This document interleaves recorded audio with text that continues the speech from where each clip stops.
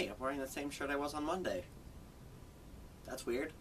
The time has finally come. After months and months of waiting, here it is, the top 10 Tom Chapin songs. Homemade lemonade, not from concentrate.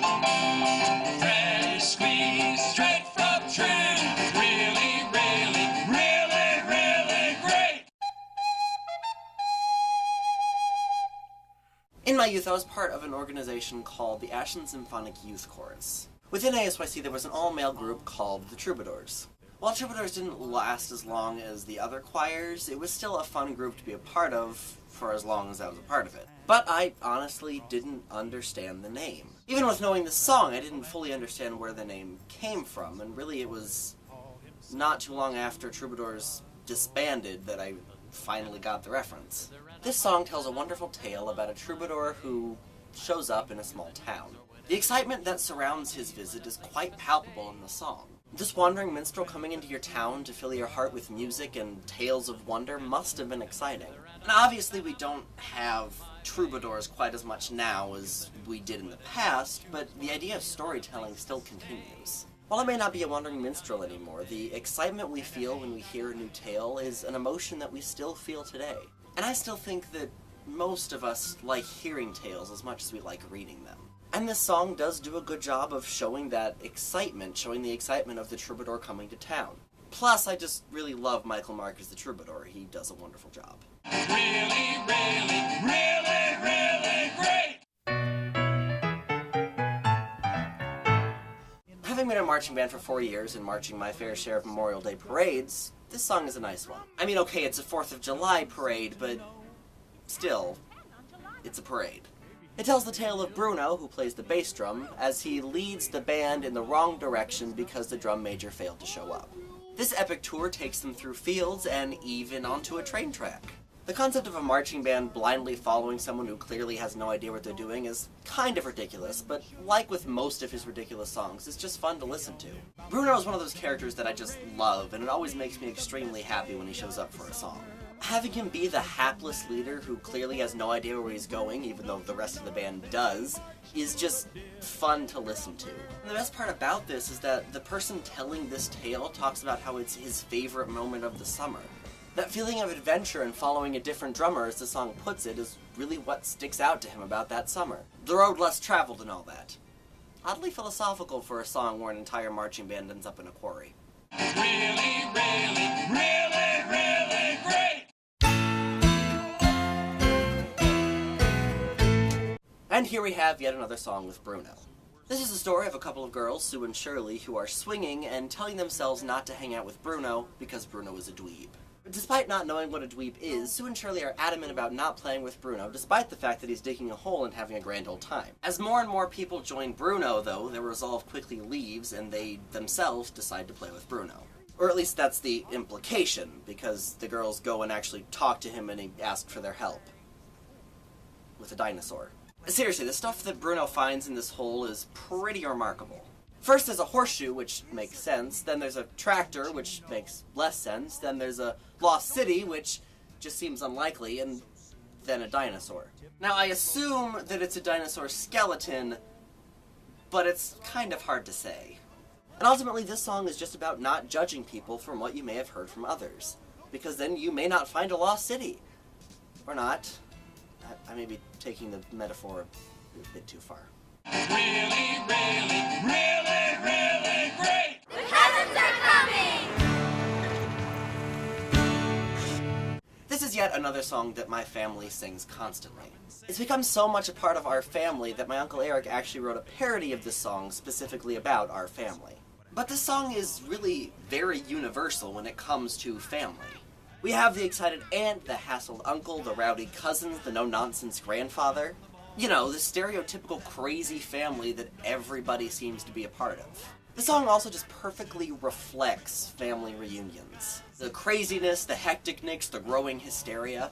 I think the mom in this story said it best. I love to see your cousins come. I love to see them go. Now, families are wonderful, don't get me wrong. But it is probably a good thing that you only see them for a fairly short amount of time. Really, really, really, really great.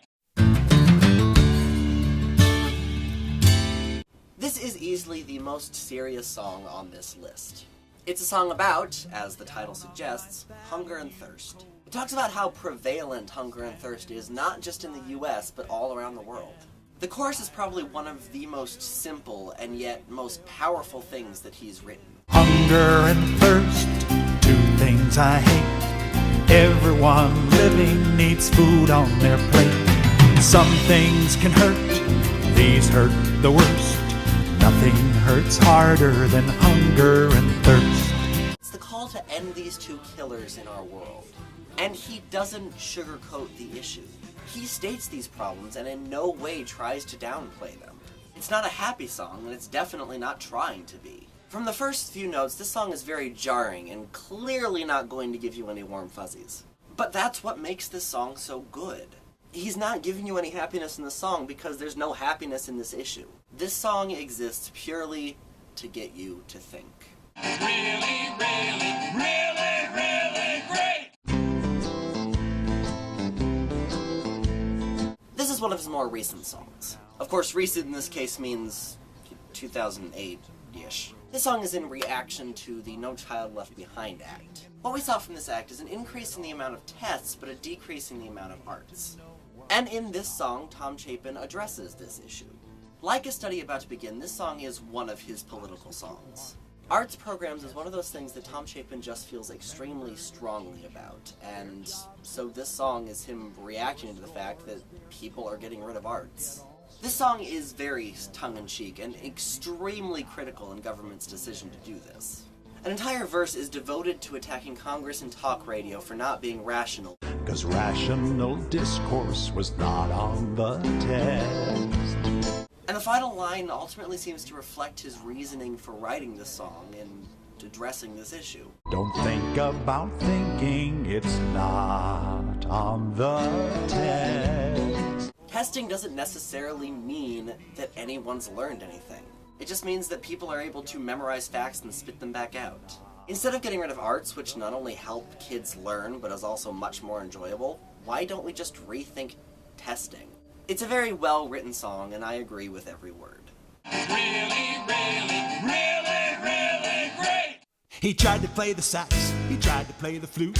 When I first heard the song, I had no idea what a glockenspiel was. That didn't stop me from enjoying this song, but once I found out what a glockenspiel was, it just made me enjoy it even more. For those who don't know, a glockenspiel is a mallet percussion instrument more commonly referred to as bells. Here's a picture of it in case you're still confused. When I came into high school, I ended up playing a lot of mallet percussion, and I fell in love with it. So coming back to the song with my newfound knowledge and experience just made me love it even more. In the song, a fellow named Johnny just can't seem to find an instrument that he enjoys playing. That is, until he discovers the glockenspiel. Then he, like myself, fell in love with playing it. He soon became famous along with his glockenspiel and ultimately ended up playing at halftime at the Super Bowl. While I don't really see this happening anytime soon, it is nice to think that a guy playing the glockenspiel could end up being this famous. My love for the instrument made my love for the song greater. Really, really, really, really great. Remember when I talked about This Pretty Planet and said that it tells us that we need to protect the Earth without coming right out and telling us we need to protect the Earth? Probably not, because that was months ago, but it does. This song, on the other hand, does tell us that we need to protect the Earth. This song is in many ways an extended version of This Pretty Planet. It lists a variety of beautiful images that you can see around the Earth. And the basic idea is that there is this rhythm, this song to the Earth, that if you just listen for it, you can hear it. From the wind to the sun to the Earth itself, the many aspects of life are telling us about this song, which is basically just reminding us to treat the Earth well. The scope of this song really sounds like the scope of the Earth. The numerous things mentioned in this song are things that we have likely all experienced. Summer showers, new grass, brooks, streams, the inside of a shell, a newborn baby.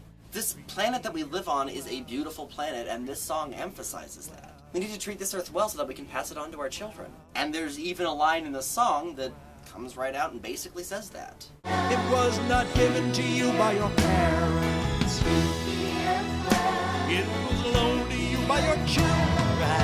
Think of the future and remember that this earth needs to last for a very long time. Really, really, really, really great. La la la la la la la la la la. This song is a wonderful example of why I love Tom Chapin. It's an entire song about using big words to not just sound intelligent, but to be intelligent. Many of the words that Tom Chapin uses are actually defined in the song. What this song does more than anything else is just encourage children to learn. Don't know what a word means? If the song doesn't define it, then look it up. There's certainly nothing wrong with gaining new knowledge, and I think this song agrees. And it's a wonderful song for that very reason. Tom Chapin is never one to shy away from encouraging children, and really anybody, to learn. And I think this song is a wonderful example of that. Really, really, really, really great.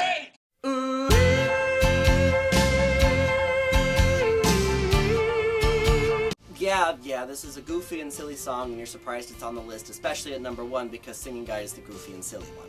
But, as I said when I talked about Tom Chapin, there's nothing wrong with being goofy and silly every now and then. There's times to be serious, but it's not all the time. This song is just so ridiculous and so over the top that I just love it. It's just a wonderful blend of goofy trying to be serious. I mean, this is a song about unrequited love between a battle beast and a Barbie, and yet it still somehow manages to end in a death. It's very melodramatic, and it treats the whole thing kind of like a soap opera. And I want to say one last thing about this song before I wrap it up completely. This song is on the album So Nice to Come Home, which is the same album where Hunger and Thirst comes from. And for the most part, this album has pretty serious songs on it. And then there's this one, which almost makes it seem like it's trying to be serious, but the subject matter is so ridiculous. And despite what Singing Guy may say, I do have a goofy side. Aha! Not now, Singing Guy.